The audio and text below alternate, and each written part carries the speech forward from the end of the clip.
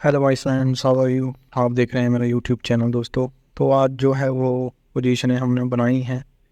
3 पोजीशनें मैंने आज बनाई हैं। कौन कौन सी है? आज जूनियर 20 में मैंने जो है वो थोड़ी सी अपनी क्वांटिटी ऐड की है, क्योंकि जूनियर 20 पहले मेरे पास था नहीं। तो आज मैंने थोड़ी सी नई क्वांटिटी इसमें ऐड की है। 564 के प्राइस पे ख़रीदा है इसको। इसकी 10 क्वांटिटी ऐड की हैं। टोटल जो इन्वेस्टमेंट है मेरी जो है वो 5,640 रुपये है इसमें। तो NMDC का स्टॉक आज लिया था मैंने 219 के प्राइस पे। तो इसकी जो है वो 7 क्वांटिटी खरीदी है। और फार्मा बीज क्योंकि हेल्थ सेक्टर का जो स्टॉक्स हैं वो ऊपर भाग रहे हैं, तो इसीलिए इसमें भी थोड़ी सी इन्वेस्टमेंट आज की है मैंने। 17 रुपये 49 पैसे की प्राइस पर 150 क्वान्टिटी मैंने इसकी खरीदी है। तो इसके ऊपर देख लीजिए, टोटल हमारी इन्वेस्टमेंट जो है वो 62,705 की हो चुकी है। और आज की इन्वेस्टमेंट मिला के तकरीबन जो है वो 72,000 तक हमारी इन्वेस्टमेंट पहुंच चुकी है।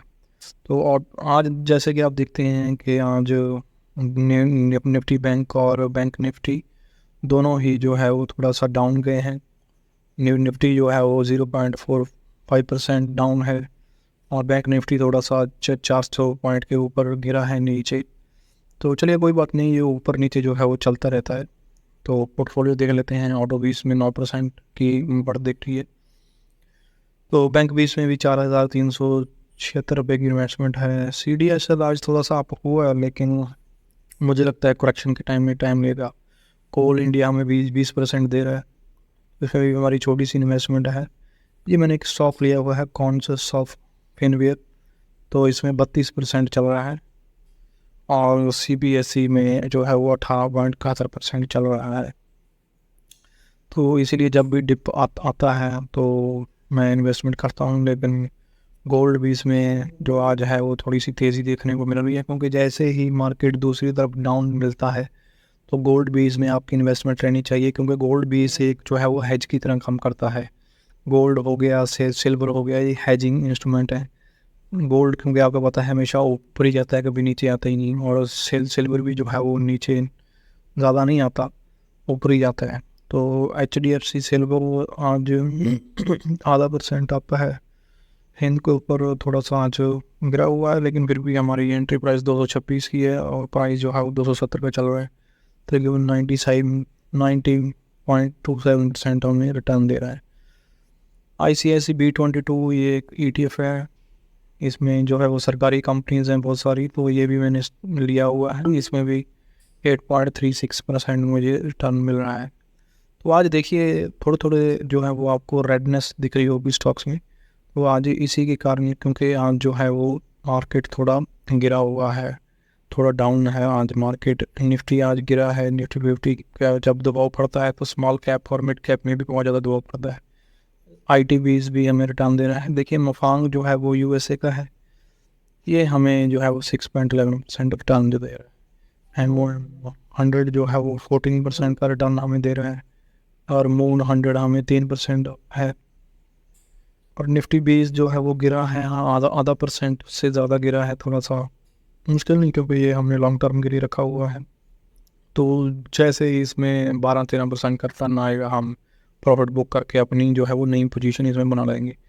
तो NTPC जो है वो ये भी 3% हमें दे रहा है। ये मैंने लॉन्ग टर्म के लिए रखे हुए हैं, 1 साल 2 साल के लिए होल्ड करूँगा, क्योंकि देखिए पैसा हमेशा लॉन्ग टर्म में ही बनता है।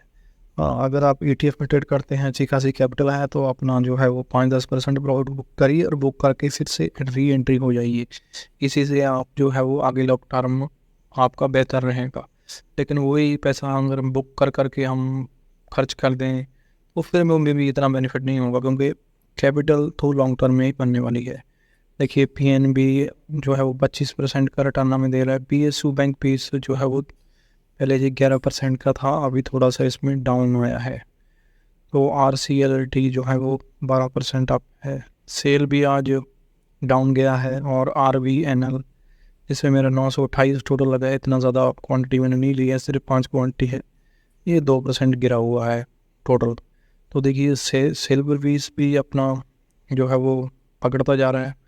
पकड़ इस पर ज़्यादा हो रही है। आज भी +6 से 8% अप है।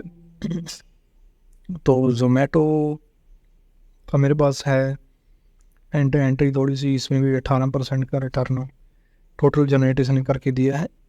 मेरी एवरेज 108 पे थी, आज 128 चल रहा है। तो ज़ोमैटो भी अच्छा, उसमें आज खबर निकल के आई है, हालांकि वो खबर नेगेटिव ही है, लेकिन स्टॉक ऊपर भाग के है, 2.89% आज अप है। तो देखिए ज़ोमैटो एक अच्छा स्टॉक है मेरे हिसाब से, क्योंकि मुझे ऐसा लगता है कि ज़ोमैटो एक अच्छा स्टॉक है और लॉन्ग टर्म में इस पर पैसा बनेगा ही बनेगा।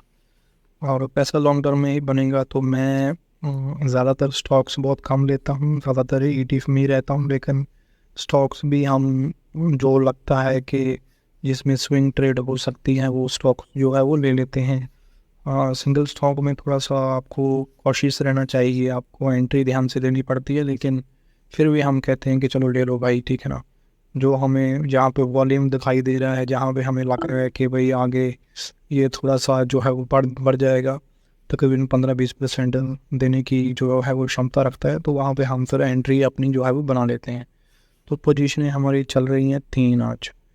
तो देखिए जूनियर 20 थोड़ा सा अप गया है, NMDC अप गया है, फार्मा 20 भी अप है। तो ठीक है, हाँ, ये हमारी लॉन्ग टर्म की पोजीशन है।